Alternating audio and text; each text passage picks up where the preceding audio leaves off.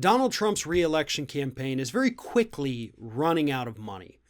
Not only are they getting outraised and outspent by Joe Biden, but there have been some internal problems recently that have, cost the campaign at least tens of millions, possibly upwards of $200 million. This week, it was announced that the Trump reelection campaign was pulling scheduled ad runs out of both Ohio, a massive swing state, and Iowa, which is pretty much a red state. But either way, they're scaling back their ads. It was just 2-3 weeks ago they said, well, we're going to have to pull our ads out of Arizona, which has now become a swing state.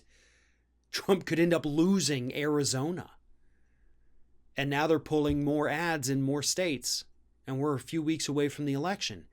And Trump is losing pretty bad. And so they say, well, cut our losses. We don't have the money. We can't do this anymore. So the big question is, where's the money going? Well, to get the answer to that, we probably need to ask Brad Parscale.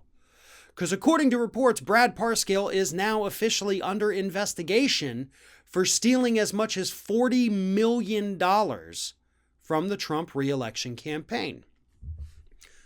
We do not know yet. Obviously, it's just under investigation. It is suspected, or they have reason to believe this might have happened. So they're investigating to find out if it did or did not. But as we all know, Brad Parscale suffered a very public mental health emergency this past weekend here in the state of Florida. Was placed under a 72-hour involuntary psychiatric hold known as he was Baker acted. Baker Act is what allows people to do that here in Florida. That's what we say. He was Baker acted.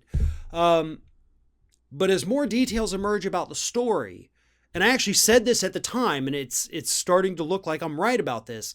This is less a mental health problem with Parscale and more of a Shawshank Redemption Warden Norton problem. Remember when the cops showed up at the end of Shawshank and he realized they knew what he had done? And anyway, I think that is more of what happened. Parscale knew that the walls were closing in and he had a psychotic breakdown. Now, that's not to say that this isn't a genuine mental health issue. It genuinely is. But that was likely the trigger of it. According to his wife, or at least reports, he may have abused her. The neighbor whose house she ran to when she said, I think my husband just killed himself, noticed bruising on her arms. So the man had a breakdown, that is for sure. But it likely stemmed from the fact that he saw the walls closing in and didn't see another way out. He didn't want to go to prison. And according to the reports, he may have taken this money to support his lavish lifestyle. We have reported on that for about a year or so. Brad Parscale paying himself so much money from the campaign, driving around in Ferraris as a campaign manager. That's not a thing that happens. That's just not. But he wanted to live that lifestyle, just like Michael Cohen. That's what ended up taking Michael Cohen down, Trump's lawyer and fixer. He wanted to live the lifestyle. You see Trump doing it, and you think, God, I didn't get a piece of that. Because that's all these people care about is the perception of them. The money, the material goods, that's all they see as of value in life. It's a sad and pathetic way to go through life, by the way. But that's what these people are.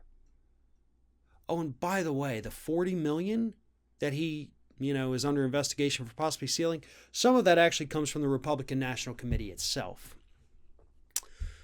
But it also raises other questions. Just a couple months ago, there was a report that there's $170 million from the Trump campaign that the spending is unaccounted for. That story actually came from CNBC, which is definitely not a progressive outlet. $170 million that's unaccounted for.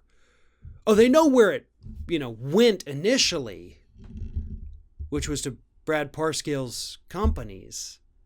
From the Trump campaign, paid to Parscale's other little companies.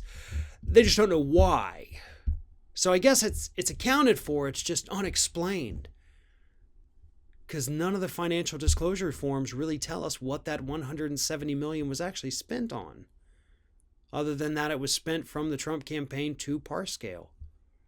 A lot of people are speculating that Parscale could have been, essentially helping funnel some of this money back to Trump himself. We'll see if that happens. Honestly, I don't think that that's the case. I do not think it at all based on the available evidence right now. Now, that could change when more evidence comes out. But I think what we're looking at right now is a greedy individual who saw that he was playing with a pot of seemingly endless money and didn't think anybody would notice. And then when they did notice, he panicked, he freaked out, and he suffered a very public, humiliating breakdown. That may be the least of his problems at this point, because they're not going to go easy on him. And if Trump finds out he was stealing money from him, you can bet Trump's not going to go easy on him either.